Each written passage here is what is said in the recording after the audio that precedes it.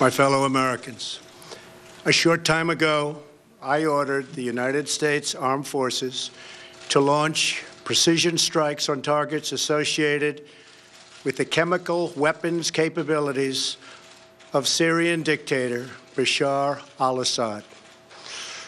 A combined operation with the armed forces of France and the United Kingdom is now underway. We thank them both.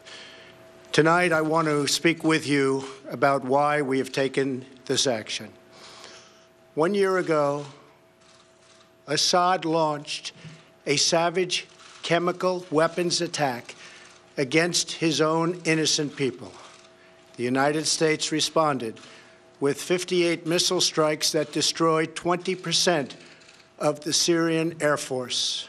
Last Saturday, the Assad regime again deployed chemical weapons to slaughter innocent civilians, this time in the town of Douma, near the Syrian capital of Damascus. This massacre was a significant escalation in a pattern of chemical weapons use by that very terrible regime. The evil and the despicable attack left mothers and fathers, infants and children thrashing in pain and gasping for air. These are not the actions of a man. They are crimes of a monster instead. Following the horrors of World War I a century ago, civilized nations joined together to ban chemical warfare. Chemical weapons are uniquely dangerous, not only because they inflict gruesome suffering, but because even small amounts can unleash widespread devastation. The purpose of our actions tonight is to establish a strong deterrent against the production, spread, and use of chemical weapons. Establishing this deterrent is a vital national security interest of the United States. The combined American, British, and French response to these atrocities will integrate all instruments of our national power, military, economic, and diplomatic. We are prepared to sustain this response until the Syrian regime stops its use of prohibited chemical agents.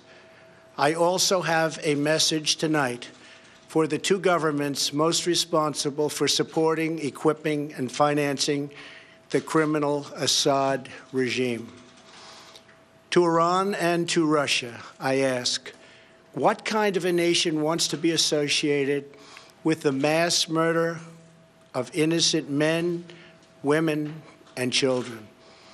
The nations of the world can be judged by the friends they keep. No nation can succeed in the long run by promoting rogue states, brutal tyrants, and murderous dictators. In 2013, President Putin and his government promised the world that they would guarantee the elimination of Syria's chemical weapons. Assad's recent attack and today's response are the direct result of Russia's failure to keep that promise. Russia must decide if it will continue down this dark path or if it will join with civilized nations as a force for stability and peace. Hopefully, someday we'll get along with Russia and maybe even Iran, but maybe not. I will say this: the United States has a lot to offer. With the greatest and most powerful economy in the history of the world.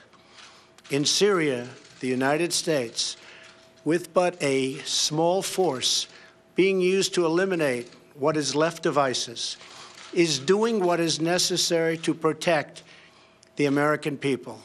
Over the last year, nearly 100% of the territory once controlled by the so-called ISIS Caliphate in Syria and Iraq has been liberated and eliminated. The United States has also rebuilt our friendships across the Middle East. we have asked our partners to take greater responsibility for securing their home region, including contributing large amounts of money for the resources, equipment, and all of the anti-ISIS effort.